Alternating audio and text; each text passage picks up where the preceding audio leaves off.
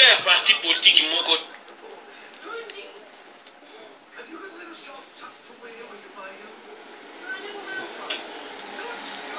président ya parti politique moko te akoki a osé na makambo ya ba prophète bango nyonso baza betikete soki pouvoir wana balobaki ekolata intel ekokolata yo mpe mama leya ekokolata mpe moninga kuna toke na 4 na 5e déjà botanga prophétie malamu nani akoya liboso ta mosu akozala mosali na nzambe ta mosu bato oyo nyonso bazobimisa moko ozala président aza te surprise mo elingi osalama na mokili bokanga makambo nazoyebisa bino ozomona ta mosu likambo enyesama mosali ya nzambe motango dirige congo akoyeba na mpe place akowuta te kuatulendo akoyeba na place akowuta te ndenge nazotayela bango afin nayebi te nana mosali na nzambe bango nyonso nayebi te Félix aza mosala nzambe Fayulu mpe aza mosala nzambe basambelaka église moko kutu baa bafrère ya église moko bango soto mibale baza bato ya nzambe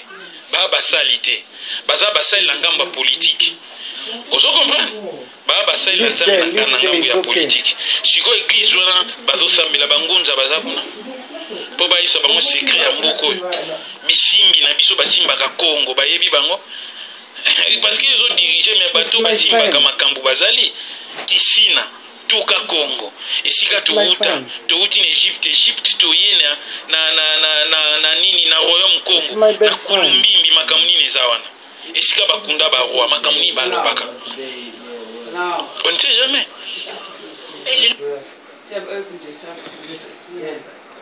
Voilà. Donc nous avons écouté ce grand homme qui a parlé. Nous allons maintenant suivre un peu quelque chose de très important. De très très important. Nous allons suivre. Le Congo RDC va très très mal. Mais il est temps aujourd'hui que les gens puissent comprendre pourquoi ça va mal. Nous allons écouter ce blanc-là. Ce blanc. On est riche parce qu'on est en train d'appauvrir l'Afrique, de nouveau l'Amérique latine et l'Asie. Nous sommes nous les responsables de ces millions de morts. C'est nous qui disons que tu dois avoir accès à l'eau simplement si tu la payes. Que je t'amènerai l'eau si je suis rentable en Afrique. C'est nous, c'est pas eux. Eux, ils étaient capables de le faire en communauté. Et donc, à l'heure actuelle, il faut se dire que les guerres qu'on est en train de faire, c'est quoi? C'est parce qu'ils nous ont attaqués. Qui? Quand Sarkozy a bombardé la Libye, aucun Libyen n'avait attaqué la France. La France n'avait pas été bombardée par personne. Et nous, et quand les Américains ont bombardé Bagdad ou l'Irak, parce que c'était l'ennemi du mal, c'est tous ces millions qui sont morts.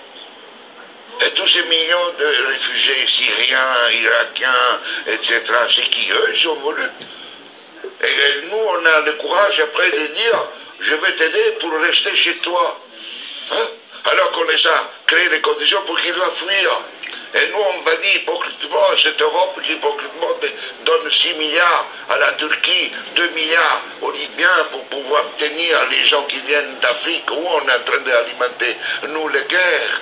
Mais il faut s'arrêter de se raconter des balivernes ici. Il faut arrêter. La guerre ne se fait plus parce qu'on tue l'ennemi. La guerre est devenue, grâce à la technologisation, elle était aussi d'avant, mais elle est devenue une activité économique la plus rentable après l'industrie pharmaceutique et l'industrie informatique. On fait la guerre parce que c'est rentable.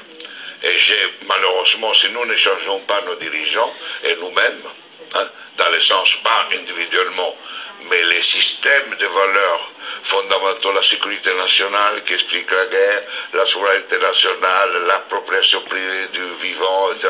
Tout ça, on fera la guerre. On fera la guerre, pourquoi? Parce que pour cela, deviendra une activité de plus en plus rentable. D'ici quelques années, si vous éliminez la guerre, le PIB mondial chutera, d'après le système dominant. Elle ne chutera pas si on est dans ce autre système. Au contraire, la guerre, la disparition de la guerre, c'est une source de richesse. Mais c'est pour cela que les dominants à l'heure actuelle ne veulent pas réduire les armements, ne veulent pas réduire les occasions de guerre. Parce qu'imaginez-vous la France sans la guerre. Que serait comme économie? Imaginez-vous les États-Unis sans guerre, deviendraient des pauvres, des économies pauvres. Donc aujourd'hui, on est entré dans une phase où on fait la guerre parce que c'est rentable.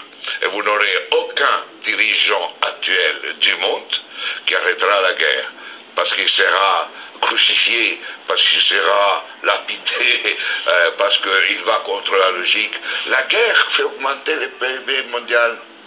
La guerre permet la croissance économique. Et on suppose que si on fait la guerre, on augmente la création d'emplois chez nous. Non? Voilà. Il a tout dit. La guerre. Et cette guerre, les francs-maçons, les Illuminati sont convaincus. Mais convaincus, il faut l'extermination des peuples.